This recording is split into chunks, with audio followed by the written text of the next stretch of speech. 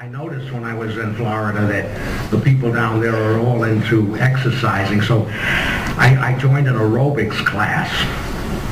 For 45 minutes I would jump up and down, I would twist, I would turn, I would bend. By the time I got my leotards on, the class was over. He was born on the Lower East Side of New York, and he grew up in the Little Italy section of New York. And after he played the piano, he would start talking to the audience, and the audience really laughed at everything he said. He became a very famous comedian of his time, and he was known affectionately as the Schnozzola. Ladies and gentlemen, I present to you Jimmy Durante. Ink, I think it eat, I dig it do, I dig it deep. Oh, what a tune for crooning. Now ink, I think it eat, I dig it do, I think it eat. They got the whole world spooning. I like to do one of my favorite kinds of music. I call it Durante's ragtime.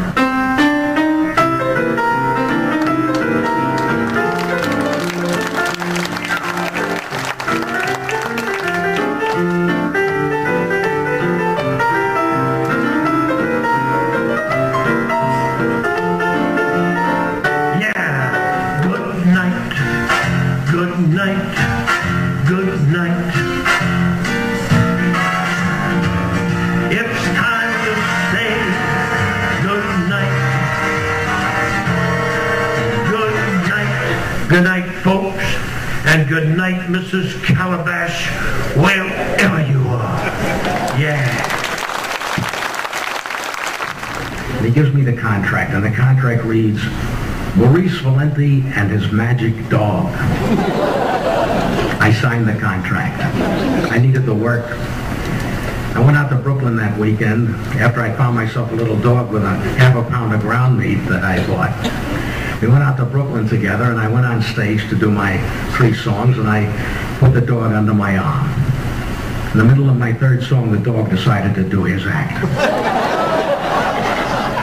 When you're in vaudeville, you get to meet a lot of people. And I got to meet a fellow who would ultimately become my best friend. He grew up in the Lower East Side of Waukegan, Illinois.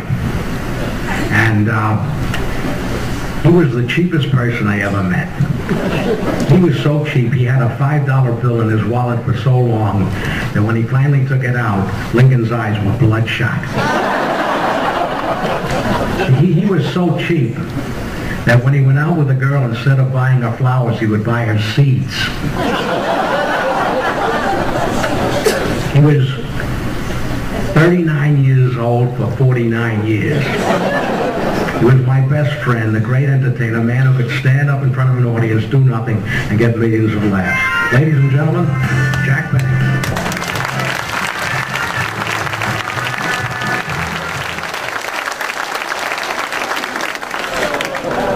Well, right now, I talked to Robert, and he said that most of you, when you bought your tickets, wanted to know if I was going to play my violin. And then he said most of them bought their tickets anyway. So right now, I'd like to play my theme song, Love in Blue.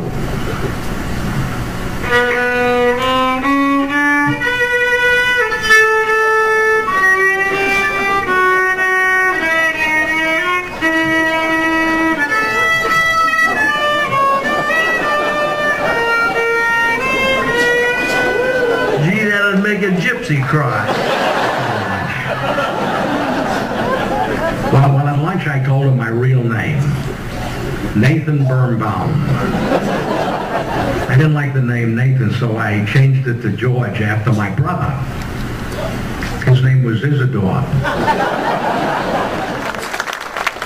You know, vaudeville was a great place to meet new friends, and while Gracie and I were traveling around, we came across a young man who was an extreme entertainer. He was born on the Lower East Side of Indiana. And he was very unique because, unlike most of the acts, he kept developing one character after the other and after the other. And late in his career, he became quite a renowned artist. I want to bring to the stage my very good friend, Mr. Red Skelton.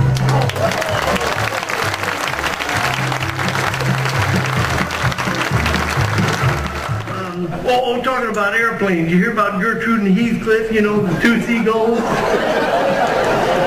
They're flying along over Bismo Beach. All of a sudden, a jet airplane went by.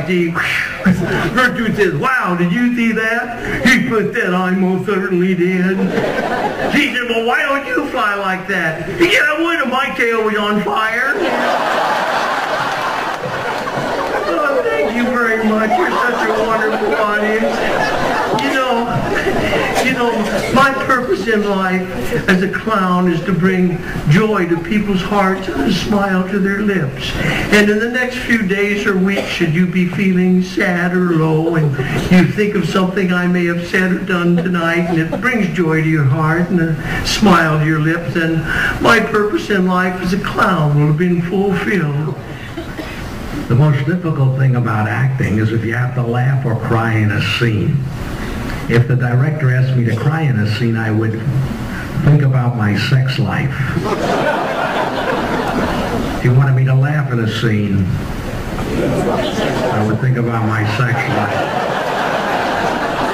Now I must be a great actor. The other day I stepped out of the shower, I looked in the mirror, and laughed and cried at the same time.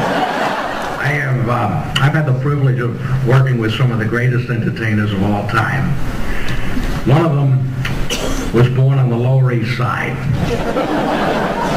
of London, and he grew up in Cleveland and started off as a song and dance man. And he had a nice little act. He would get on the stage, look at the audience, and then go off to the nearest war front to entertain the troops. One of the great entertainers of all time, my good friend, Mr. Bob Hope.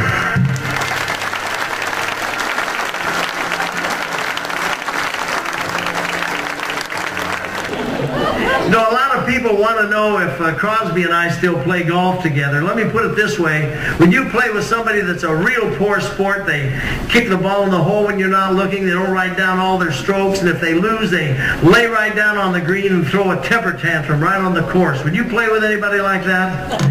Neither will Crosby. Yes, thanks for the memory. Goes on the run, the Parthenon and moments on the Hudson River line. I thank you so much. Yes, thanks for the memory. You make me feel so young. You make me feel so young. Sung, bells to be rung, and a wonderful thing to be flung.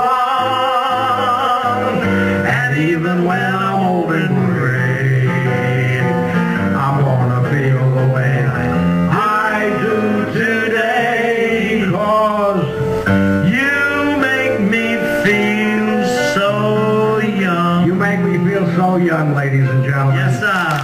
My good friend, Bob Hope.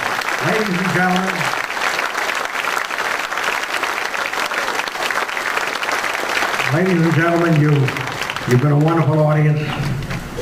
We really appreciate having the opportunity to entertain you tonight. And now, say good night, Bob. Good night, Bob. Good night, ladies and gentlemen.